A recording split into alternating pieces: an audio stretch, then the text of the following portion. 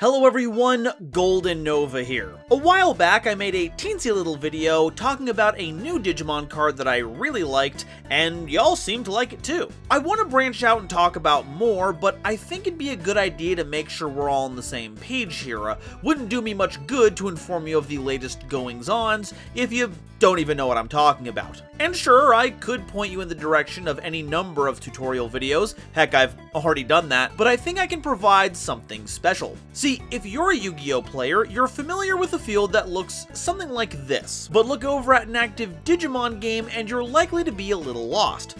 Why does the extra deck have another card right next to it like that? Why are their hand sizes so big? What's up with that knocked over stack of cards? Isn't anyone gonna fix that? See, Digimon has a pretty unique system, but like everything that shares a creative space with other things, Digimon is influenced by, or has very strong parallels with mechanics and concepts in other games. So I'm going to use my knowledge of both games to help get you familiar. So everyone, welcome to GoldenNova's Guide to the Digimon TCG for Yu-Gi-Oh players.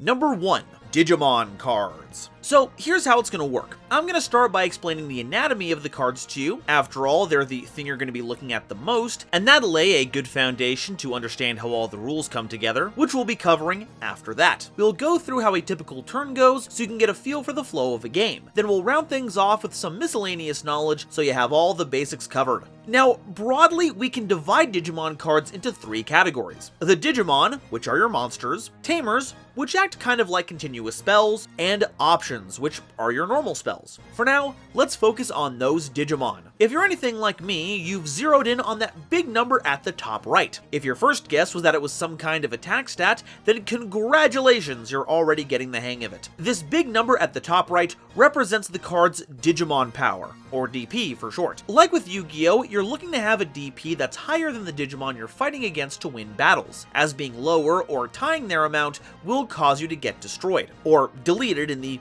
game's nomenclature. Your Digimon also gets destroyed if its DP is reduced to 0, so if your opponent starts throwing out debuffs, be careful.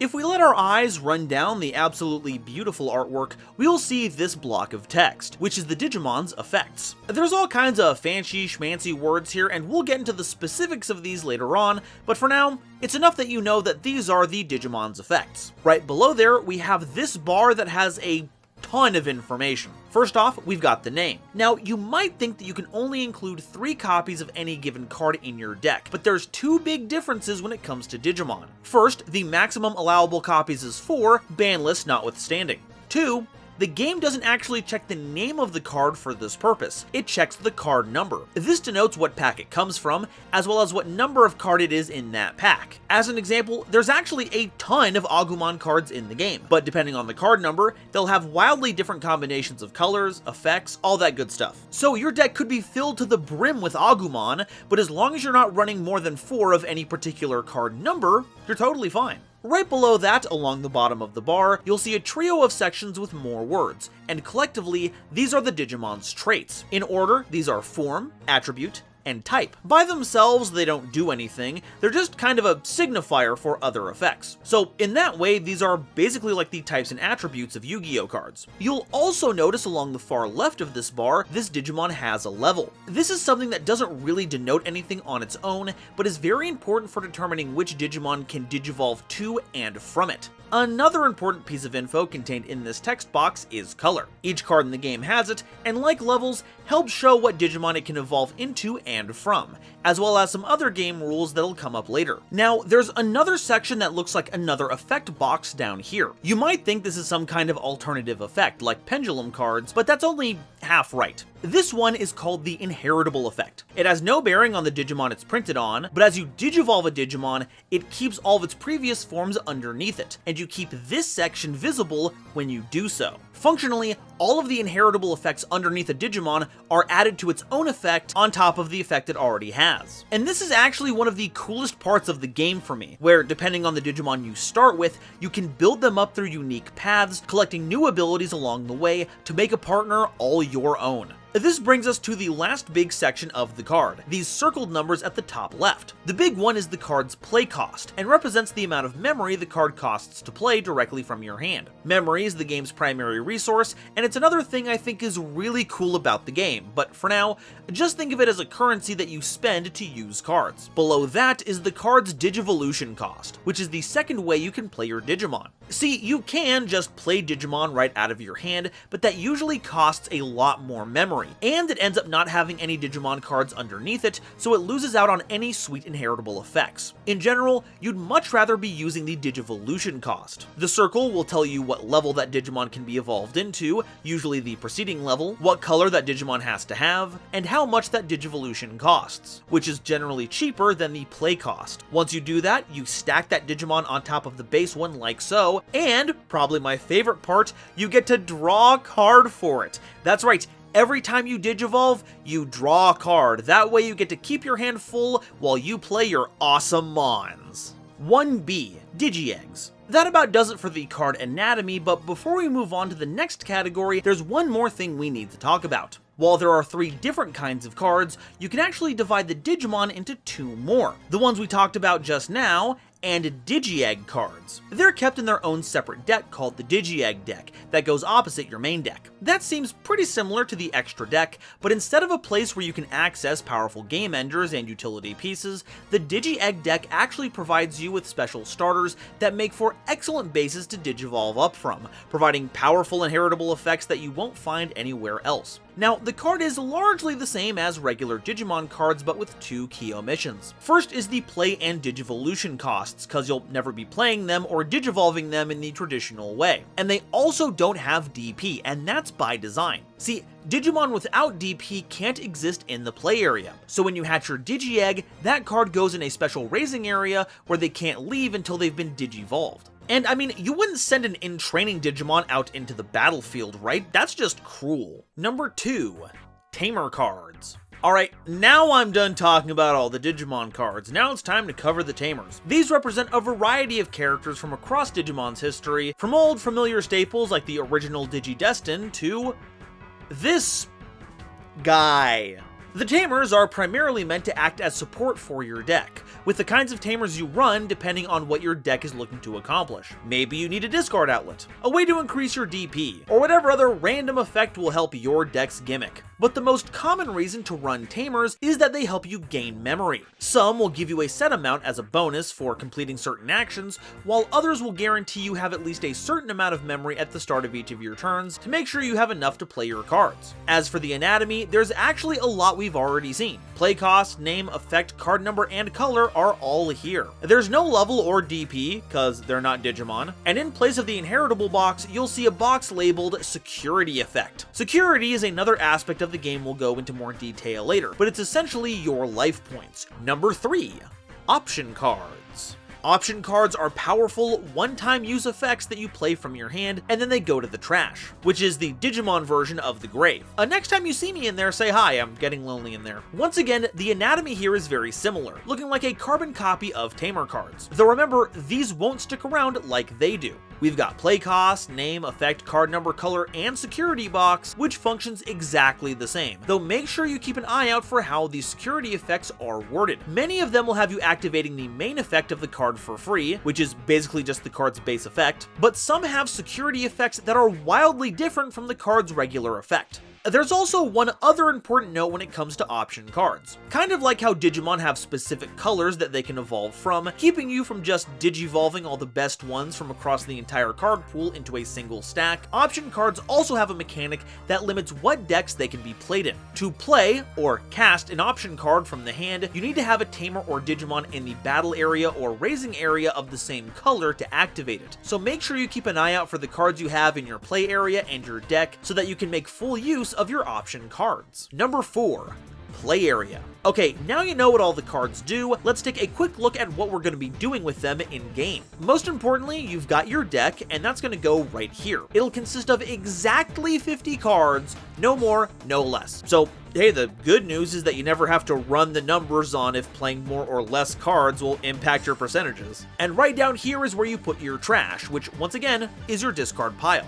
Over on this side is where you'll put your Digi-Egg deck. This can be anywhere from 0 to 5 cards, though players will usually choose to just run 4 copies of a single Digi-Egg, that way they don't randomly hit a different Digi-Egg 20% of the time, causing their strategy to go a little haywire. The space right next to your Digi-Egg deck is going to be your raising area, and that's where your freshly hatched Digi-Eggs are going to hang out until they can be moved into the battle area, which comprises the entire central part of your field. This is where you play your Digimon and Tamers, and unlike Yu-Gi-Oh, there are no zones, and thus no limit to how many of any of those you can put on the field, so place them however you want. Though common practice is to do things like Magic the Gathering, where you place your Digimon in the front line and your Tamers in a back line. But if things get a little crowded, don't feel bad about rearranging some things. While setting things up, take the top 5 cards of your deck and place them here, like so. This will be your security stack. Like I said earlier, these are the cards that keep you from losing the game. When a Digimon hits you, you flip over the top card of your security, resolve any battle or effects that might occur there, then send that card to the trash. Once they're all gone, another attack that connects from any other Digimon will cause you to lose the game. So try to keep that from happening. Once your security is set up, you'll draw 5 cards for your opening hand. Number 5. Memory. You're also going to want to put a memory gauge between you and your opponent, which keeps track of how much memory either of you has. And now is a gooder time as any to cover how memory works. Now, when you begin the game, the player that starts has 0 memory, but for this example, let's say you have 3 memory. Your counter is going to be put here. If you gain memory, it goes up the track this way, and if you spend or lose memory, it goes closer to 0. But let's say you have a card that costs 2, but you only have 2 memory. Well, that's fine, you'll just go to 0 memory and you'll be out of memory. But what if from this point you play a 3 cost card? Well, the memory is going to be pushed 3 units to your opponent's side, and once your opponent gains 1 or more memory, you begin end of turn procedures. Any effects that resolve at this point do so, and once that's all done, it becomes your opponent's turn. And that's what makes this system so cool. The bigger the card you play, the more memory you potentially give to your opponent, that they can then use to make their own big plays. Alternatively, you could play a weaker card that gives your opponent a very small amount of memory, so they can't do very much on their turn.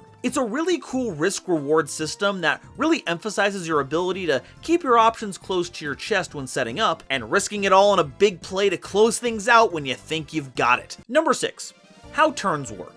After determining who goes first, that player begins their turn in the unsuspend phase. You can think of this as like the standby phase, with a bit more focus on revitalizing your cards. In Digimon, sometimes you're called to suspend a card, which involves turning it sideways. Nope, it's not in defense position, it's just in a different state that changes how the card interacts with the rest of the game. And in this unsuspend phase, you take all your suspended cards, turn them back upright, which is their unsuspended state, and now they're back in the action. Next is the draw phase where, as you might have guessed, you draw a card. This is less of a Yu-Gi-Oh parallel and more of a card games in general parallel. Note that if you're going first, you don't get to draw. Next up is the raising phase, and this is where that little Digi-Egg deck comes into play. During this phase, you can do one of 3 things. You can either hatch a Digi-Egg by playing the top card of your Digi-Egg deck and putting it in the raising zone.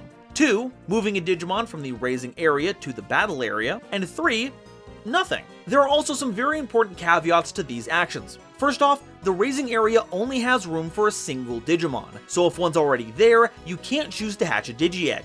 However, Digimon with no DP are not allowed to go into the battle area, so if you haven't digivolved a Digimon into one that has DP, they can't be moved out of the raising area. That's why it's usually beneficial to digivolve your freshly hatched eggs by the end of your turn, to ensure they're ready to leave by the next time this phase rolls around. But there's actually some merit to keeping your Digimon in the raising area. See, it's kind of a protected area. Only effects that specifically work on the raising area do so. So if you're worried your opponent might snipe one of your Digimon before it can reach its full potential, you might want to choose to not move your Digimon out into the battle area, even if you could. The downside though is that effects can't be activated in the raising area as well, so you'll generally want to avoid using this tactic if you're looking to take advantage of cool Digivolving effects. Once you're done with your raising phase, you move on to your main phase, and this is where you're going to be taking the majority of your actions that you can do in whatever order you want, as many times as you want, as long as you haven't caused a turn change by losing memory. First, we'll start with playing Digimon.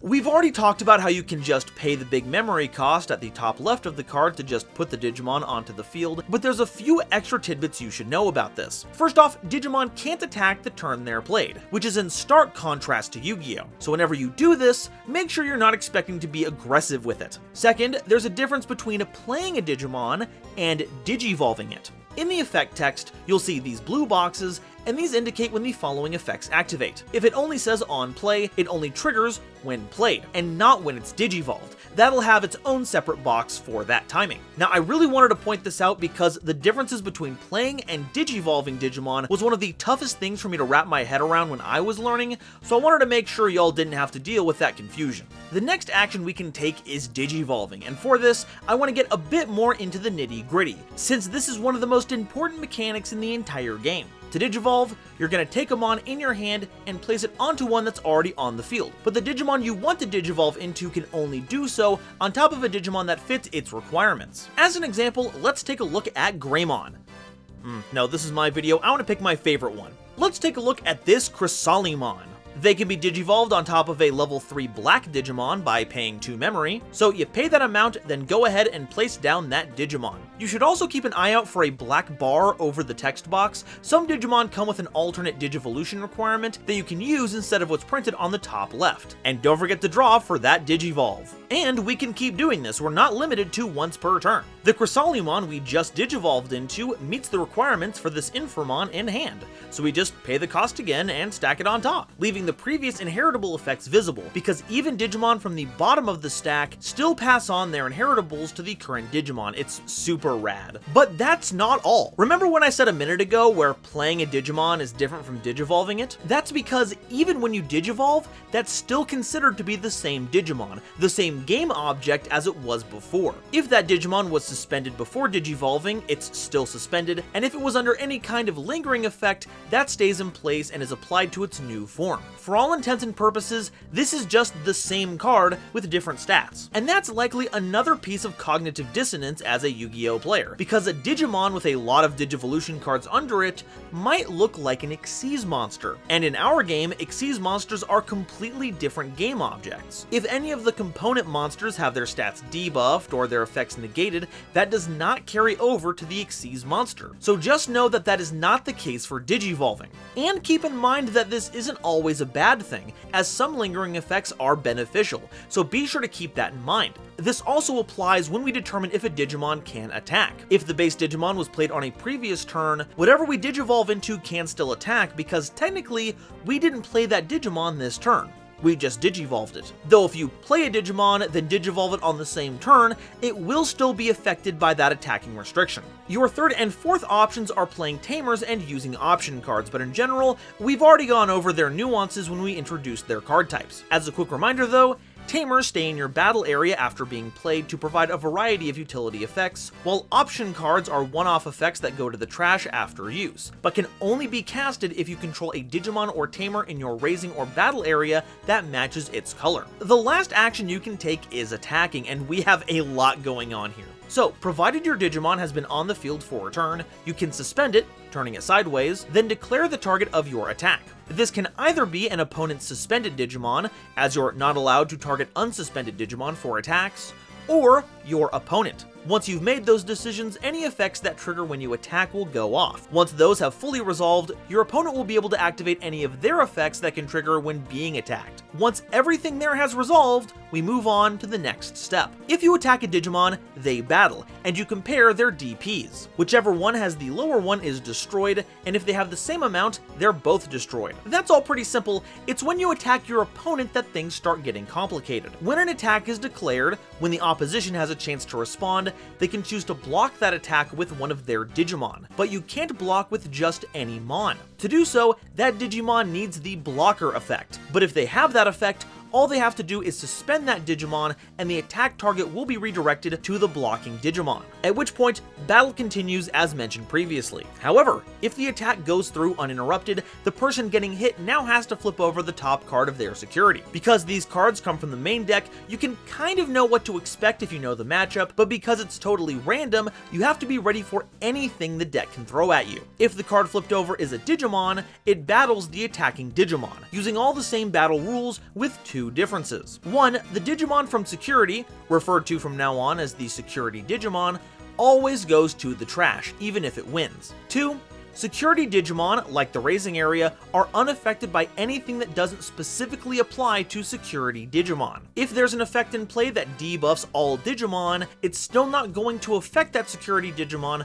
unless it specifically says so. Some Digimon might also have their own security effects, so you'll want to keep an eye out for a blue box in their effect text that might cause that to trigger. If what you flipped over is a Tamer or Option card, you simply do what it says in that box. Remember, option cards played from Security don't have to worry about having a matching color on board, so if it comes to that, don't worry. The final outcome of the game occurs when one player has no security and they get hit by a Digimon. Unless a blocker comes in to intercept that attack, the game is over. And that's basically it. Both players take turns playing cards and attacking with Digimon, trading turns as memory flows back and forth until one scores a direct hit past all the security to take the game. Oh, or if one player can't draw from their deck during their draw phase because their deck is out of cards. That's another way to lose. Though you can't lose if you draw a card out of an empty deck at any other time. And that's about all the basics for playing the Digimon TCG. I hope you all found this useful. I'd love to see more people playing this game because it is a joy. Once again, I'm gonna recommend some channels in the end card that I think you should watch, so try and see if you can apply what you learned here today to follow along with those games. And of course, a big thank you goes out to Agito SwiftlyAgitoGaming for script consultations to really make sure I got all the essential information. Today's video is brought to you by my lovely patrons, including Nebula Navigators 3rd Dynasty, Adam Zajdel, Alexander Kazantzis, Avi Chali, Kane Senpai, Cameron Berg, Chibi Gohan, Eric, Frankie, Genesis Yu-Gi-Oh, Gloomba 331, Great Big Pillock, Hairbear, Harry the Ominous Benefactor, Howling Zangetsu, Ironic, John Manji, Julius Sneezer, Larakia, Manacharge, Marluxia is a Girl, Meteornus, Michael Madsen, Mighty Action X, Panther J, Rebel King Lucifer, Rem T Bright, RJ the Jank Monarch, Ruxith Sarani, Sophie, apparently, the Charizard Flame, the Fresh Prince of Conair, the Wizard Moose and Xander Wolfensberger, Cosmic Crusaders Ariel Kersey, Bear Shark Tupo Studios,